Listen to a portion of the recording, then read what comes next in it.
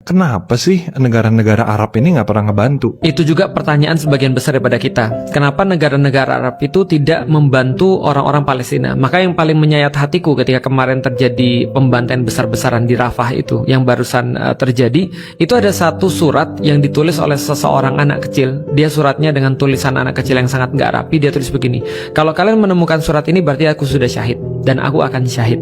Maka pertama kali kalau aku syahid adalah aku tidak akan pernah memaafkan penguasa-penguasa negeri-negeri Arab. Dia bilang, kenapa? Karena mereka adalah orang yang paling dekat dengan kami dan harusnya membantu kami. Karena Arab dengan mereka itu nggak ada bedanya sebenarnya.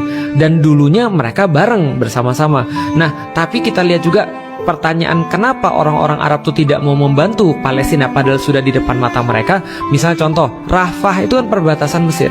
Artinya Mesir itu melihat dengan mata dan kepala mereka, bahkan menghalangi orang-orang untuk keluar dari sana ataupun membantu orang-orang dibunuh di sana. Apalagi Yordan, itu kan di sebelahnya West Bank, dan mereka menyaksikan juga pembunuhan-pembunuhan itu terjadi. Tapi kenapa mereka nggak mengerahkan militer, tapi cuma memberikan bantuan-bantuan lewat udara aja, dan itu juga menimbulkan banyak problematika yang lain. Atau misalnya Arab Saudi atau Suriah atau segala macamnya. Maka kita bisa katakan ini terjadi karena memang mereka tidak punya sebuah niatan atau tidak punya sebuah ikatan, tidak punya sebuah tujuan untuk membebaskan Palestina memang.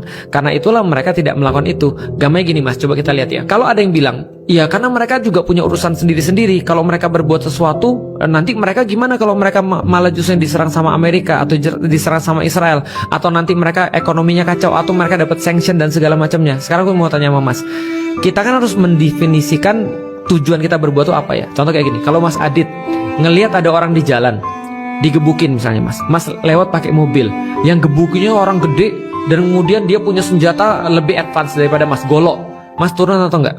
Turun. Yakin? Ya agak mikir. Aku juga mikir. Kalau pakai golok agak mikir sih. Aku juga mikir. Ya, kan? Tapi mikirnya turun dulu kan? Tapi turun ke ya. Turun dulu yang penting. Betul. Aku juga turun mikir. Dulu yang penting. Aku mikir juga. Aku mungkin malah nggak turun aku. Aku mikir. Dan yang aku lakukan yang aku lakukan akan lewatin situ, lalu aku telepon pihak berwajib. Iya benar. Nah gitu kan ya. Karena aku akan mikir juga kalau aku turun karena dia seperti itu. Nah itu berarti aku akan nolong dia tapi tidak secara langsung kan gitu kan ya. Tapi bagaimana kalau yang digebukin itu adalah bapak kita atau ibu kita? Yang ngebukin pakai golok, turun nggak? Turun. Turun. Kenapa turun? Karena keluarga masih bagian dari keluarga, bagian dari kita. Mau gue kebacok, mau gue nanti kalah, mau gue menang, bodoh amat. Yang penting gue turun dulu. Ya. Berarti kalau kita ngelihat itu keluarga kita, orang yang dekat sama kita nggak mikir ulang. Betul. Tapi kalau itu bukan orang yang dekat, kita mungkin masih mikir ulang. Betul. Nah berarti ini yang terjadi dengan orang-orang yang di sekeliling Palestina atau negara-negara di sekeliling Palestina.